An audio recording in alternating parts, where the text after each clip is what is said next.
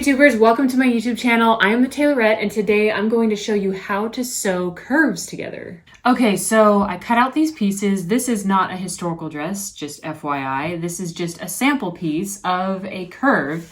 And what we are basically going to do is connect these two pieces. And the goal is when we sew them together, they will end up nice and flat instead of all lumpy. And we don't want any puckering or anything in our curves, so I'm going to show you how I do that on the sewing machine. Now I have my square right here, and basically what you're going to do is keep them together, and most patterns are going to say 5/8 seam, so I'm going to operate off of a 5/8 seam so you can see how this works. Let's move this closer. Here's the end. You're going to flip it over because these are right sides together, and you're going to line it up at the top. And my 5/8 is like right here. So I'm gonna eyeball that right there. I do not pin my curves just because that gets in the way of having a smooth curved seam. So here I'm going to line it up as I go, literally. I don't do any pinning on my curves. I would actually recommend not pinning on the curves because that creates jagged edges and puckering. Just take it slow, but don't be too rigid about it because then you're going to see that's when the puckers happen, is when you're not relaxed and you're not just letting the fabric flow on the curve like this all the way down.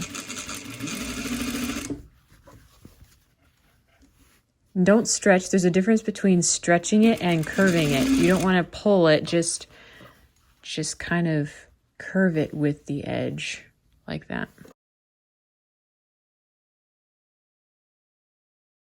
And there you can see I sewed it there. There's no puckering on the back. And I always start with the side that has the dip going in. Don't start with the one that has the dip going out. So don't start with this. Start with the part that has the indentation in that side. And then when you take it to the iron, I actually would recommend clipping it to 1/4 inch. So you'll take this, make sure you do not clip the fabric. It's easy to do that when you're clipping curves, to grab the other side and just clip holes in it. All right, now that's clipped down to 1/4 inch to 3/8. No more 5/8. I do that instead of clipping my curves, depending on the project. I actually never clip my curves, believe it or not. I just clip it down to 1/4 inch. Someone out there tell me what the benefits would be from clipping to 1/4 inch. If any of you have any suggestions on that, I prefer not to do that. And there is our flat curve. And there is the curve that we just sewed together. And you can apply this principle to any project that has curves.